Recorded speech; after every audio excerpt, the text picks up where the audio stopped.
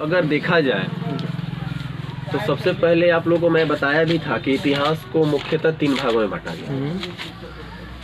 और इतिहास में जब भी किसी भी चीज का जिक्र है कि उस इतिहास में ऐतिहासिक वस्तुओं का जब भी जिक्र है कि कितने भागों में बांटा गया है, तो मोस्टली वो 3 भागों में ही बांटा गया है। आप इतना तो जरूर क्लियर रहे। अगर किसी को याद ना भी हो फिर भी वो बोल सकता है कि 3 भागों में ही बांटा गया। तो इतिहास को भी इतिहासकार पढ़ने के हिसाब से, पढ़ाने के हिसाब से, समझने के हिसाब से या फिर समझाने के हिसाब से 3 भागों में बांटे। पहला पार्ट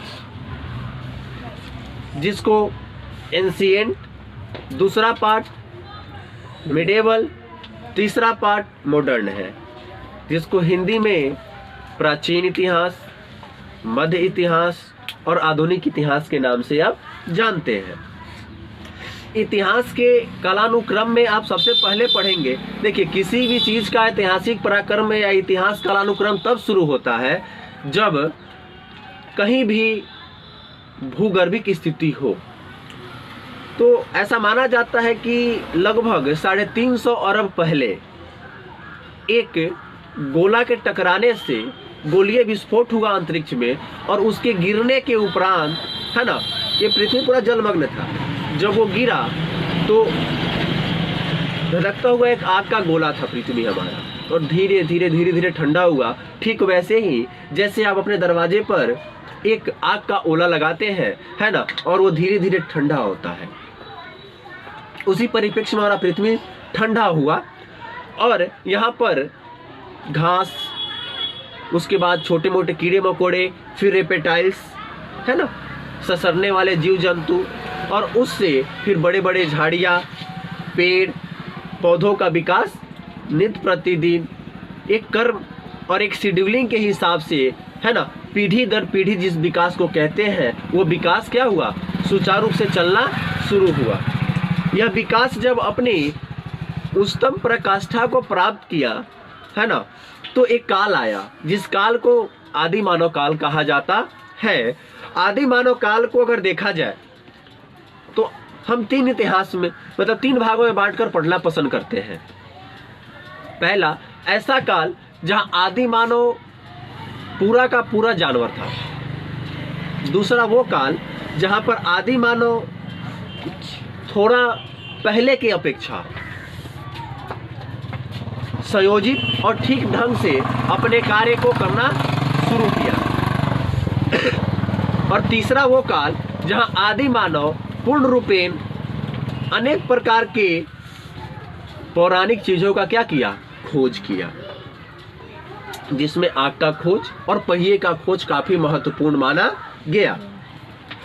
तदुपरांत हम जानना शुरू करते हैं कि इतिहास के उस पौराणिक चीजों को, है ना, जहां मनुष्य अच्छे तरीके से अपना जीवन बसर करना शुरू करता है ना, एक ज्ञानी मानव यानी हमारे जैसे मानव इस पृथ्वी पर लगभग 30,000 वर्ष पहले है। कोई डाउट किसी को? 30,000 वर्ष पहले है ना, लगभग वो काल था जिस सभ्यता में, जिस काल में मनुष्यों ने अपनी सभ्यता को विकसित किया था, पाषाण युग। पाषाण युग को भी 3 भागों में बांटा गया,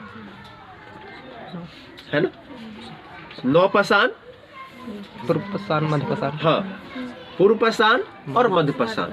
देखिए किसी भी काल को मोस्टली इतिहास में 3 भागों में ही बांटा गया है। ठीक, देखिए पूर्व पाषाण काल का ही देन था कि जहां मनुष्य क्या किया, मनुष्य कहने का मतलब आदि मानव। आदि मानव ने शिकार करना शुरू किया। आदि मानव क्या करना शुरू किया, शिकार करना शुरू किया। शिकार को स्टोर करना शुरू किया। रख रखाव के लिए उसने गुफा का प्रयोग किया, है ना, रहने के लिए भी गुफा का ही प्रयोग किया, है ना, जंगल वगैरह में रहना पसंद किया। एक घर बनाया, है ना, वृक्षों के नीचे, घने वृक्षों के नीचे, और गुफाओं में आदि मानव रहता था। इस काल को पूर्व पाषाण काल का ही देन माना जाता है ना। जैसे ही आप आगे बढ़ते हैं तो आप पाते हैं कि आग का खोज भी पूर्व पाषाण काल का ही देन रहा, है ना। देखिए मनुष्य ने सबसे पहले जिस जानवर को पालतू बनाया वो कुत्ता था, है ना। एक क्वेश्चन यहाँ पे आता है कि मनुष्य का वैज्ञानिक नाम क्या है? होमोसेपियंस, है ना। और मनुष्य का जो पूर्वज है उसका नाम क्या है? तो उरांगुटान। बंदर की ऐसी प्रजाति जो अपग्रेड प्रजाति में से थी, है ना। आपने देखा होगा चौड़े फेस वाले बंदर को, वो उरांगुटान की प्रजाति है ना, जो पूरा सीधा होकर चलती है, दो में छोटे छोटे, है ना। आदि मानव ने मुख्यतः देखा जाए तो जिस वस्तु का खोज किया है, जिस चीज का खोज किया, वो पहिए का खोज था। उनका सर्वश्रेष्ठ खोज पहिए की खोज था, और प्रमुख खोज आग की खोज, है ना। ठीक है। आदि मानव जिस बर्तन का प्रयोग किया पूर्व पाषाण काल में, उस पत्थर और जो मिश्रण से वो बना था, उसको कहा गया क्वाजाइट्स, है ना। और मध्यकाल में जिस बर्तन का प्रयोग हुआ वो माइक्रोलिथ कहलाया। इस सेक्शन से दो क्वेश्चन इंपॉर्टेंट है। पूर्व पाषाण काल में, है ना, आपने देखा कि क्वाजाइट्स, और मध्य पाषाण काल में माइक्रोलिथ, है ना। नव पाषाण काल आ जाता है और पत्थर की कुल्हाड़ी, हाशिया, है ना, जानवरों को मारने के लिए, है ना, ये सब नवीन पाषाण काल के दिन, है ना। यहाँ पर आदि मानव जो था अपग्रेड मानव बन चुका था, घर बनाना शुरू कर दिया था, खेती करना शुरू कर दिया था, है ना। इस युग को ताम्र युग भी कहते हैं, क्योंकि इसी युग में तांबे का प्रचलन जो था वो अपने उच्चतम अवस्था को क्या किया था? प्राप्त किया था। कोई दिक्कत किसी को? देखिए, एक्चुअली इस युग में तांबे की बनी कुल्हाड़ी प्राप्त हुई है। कहां से प्राप्त हुई? ब्रह्मगिरी की पहाड़ी से, जो मैसूर के निकट है। कहां से? ब्रह्मगिरी की पहाड़ी से, जो मैसूर के निकट है ना। नवादा टोली जगह का नाम है, जो नर्मदा नदी के तट पर है। तट समझते हैं? नदी का तट मतलब नदी का किनारे वाला भाग, है ना। ठीक है। तांबे की खोज के बाद ही कांसे का खोज हुआ, और उस समय कांसे का बृहद रूप से प्रयोग हुआ, है ना। औरतें प्रयोग की आभूषण के लिए। औरतों ने आभूषण के रूप में किसका प्रयोग किया? कांसे का प्रयोग किया। धातु युग में मनुष्य का मुख्य पेशा जो था वो खेती था। मुख्य पेशा क्या था? और प्रमुख भाषाएं जो बोली गई, पाली, संस्कृत और प्राकृत।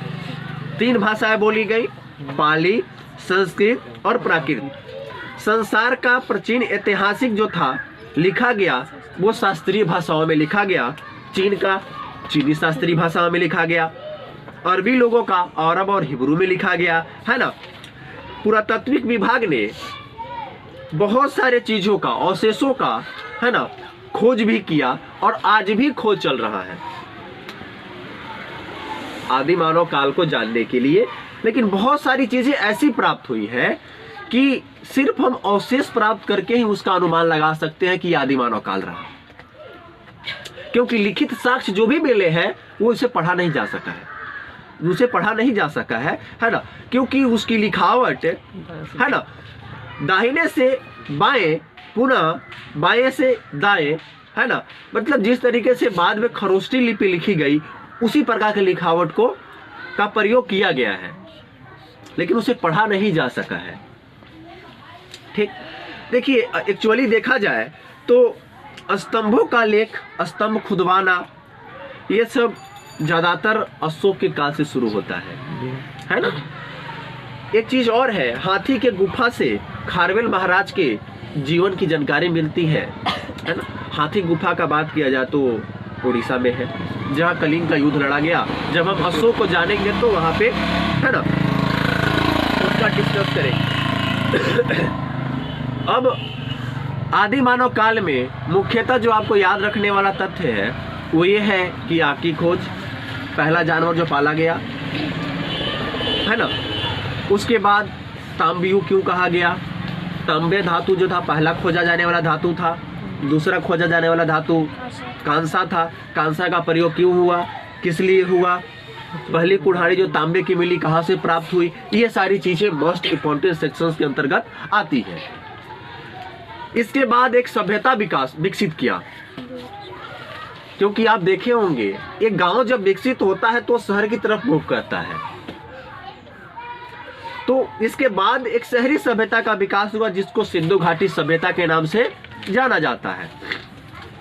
सिंधु घाटी सभ्यता के समय मोस्टली पूरे विश्व में 3 और सभ्यताएं इसके समकालीन थी जो विकसित हो रही थी, है ना।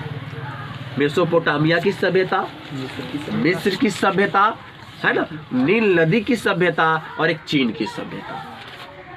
मिस्र की सभ्यता और नील नदी सभ्यता दोनों एक ही बात है, जो अफ्रीकन सभ्यता का क्षेत्र रहा, है ना। अफ्रीकन कॉन्टिनेंट आप जिसको कहते हैं, है ना, उधर का ये बात है, मिस्र और नील नदी की सभ्यता। एक्चुअली जो भी सभ्यताएं हड़प्पा के समकालीन विकसित हुई वो सारी की सारी सभ्यताएं नदी किनारे ही विकसित हुई। क्यों? क्योंकि नदी किनारे ही सारे चीजों का पूर्ण रूपेण समाधान हो सकता था, है ना। इसलिए क्या हुआ कि जितनी भी सभ्यता विकसित होती है वो नदी किनारे ही विकसित हुई। चीन की सभ्यता हेंगसियांग नदी, है ना, जिसका आगे नाम चल के हमारे देश में आते ही वो ब्रह्मपुत्र नदी के नाम से जाना जाता है, हेनसांग, है ना। जैसे ही एक नदी जो चाइना से निकल के हमारे देश में आकर बहती है, नाम है सिंधु, जिसके किनारे सिंधु घाटी की सभ्यता सिंधु नदी किनारे थी, जिसका नाम हड़प्पा सभ्यता। एक्चुअली इस सभ्यता को हड़प्पा इसलिए नाम दिया गया क्योंकि पहला अवशेष इसकी खोज में हड़प्पा से ही प्राप्त हुआ था, इसलिए इस सभ्यता का नाम हड़प्पा सभ्यता रखा गया। इसके पीछे कोई लॉजिक नहीं। आपको अगर हड़प्पा के बारे में कुछ जानना है, एक शहर है मोहनजोदाड़ो, तो आपको जरूर मोहनजोदाड़ो मूवी देखना चाहिए, है ना, और उससे कंटेंट इकट्ठा करके थोड़ा बहुत उस कालानुक्रम को आपको जानने में क्या होगी, मदद मिलेगी। अब हड़प्पा सभ्यता पूर्ण रूपेण विकसित होती है। एक्चुअली देखा जाए तो हड़प्पा सभ्यता को ही हम सिंधु घाटी सभ्यता, सैंधो सभ्यता के नाम से भी जानते हैं। हाँ, ठीक। देखिए एक्चुअली हड़प्पा सभ्यता से पहली बार अवशेष प्राप्त हुआ, इसीलिए नाम हड़प्पा सभ्यता इसका रखा गया। किसी को कोई डाउट है ना? देखा जाए हड़प्पा सभ्यता का विकास या फैलाव कह सकते हैं तो जम्मू कश्मीर उत्तर में, ऊपर से जम्मू कश्मीर से लेकर के आप नीचे में नर्मदा नदी के मुहाने तक आ सकते हैं। मुहाना जो गिर रहा है अरब सागर में जाकर के वहां तक, है ना। उधर आप चले जाइए पाकिस्तान पूरा पूरा, है ना, और अफगानिस्तान तक भी, है ना, किसका, और इधर उत्तर प्रदेश में मेरठ तक, पश्चिमी बलूचिस्तान, है ना, बालूचिस्तान, मतलब पूरा पूरा अफगानिस्तान से आगे तक सिर्फ और सिर्फ एक सभ्यता का विकास हुआ जिसका नाम हड़प्पा सभ्यता या फिर सिंधु घाटी सभ्यता के नाम से प्रचलित हुआ। यह सभ्यता अपने आप में बहुत ही विकसित सभ्यता थी। इस सभ्यता का विकास 3250 ईसा पूर्व से लेकर के 1750 ईसा पूर्व तक मानी जाती है, और 1750 ईसा पूर्व से 1500 ईसा पूर्व तक 250 सालों में सभ्यता का पतन हुआ। आप कल्पना कर सकते हैं कि यह सभ्यता अपने आप में कितनी, मतलब बिल्डअप सभ्यता रही होगी, कितनी बड़ी सभ्यता रही होगी, है ना। और यह सभ्यता इस कदर विकसित हुई, है ना, कि जहां पर पहली बार एक परिप्रेक्ष्य में, सजावटी रूप में हमारे जाति प्रथा को देखा गया। पहली बार वर्ग को देखा गया, वर्ण व्यवस्था को देखा गया, पहली बार। इतिहासकार या टीचर अपनी सुविधा के लिए इस सभ्यता को 2500 ईसा पूर्व से 1500 ईसा पूर्व तक पढ़ाते हैं। लेकिन जैसे ही आप यूपीएससी लेवल का पढ़ाई शुरू करते हैं तो आपको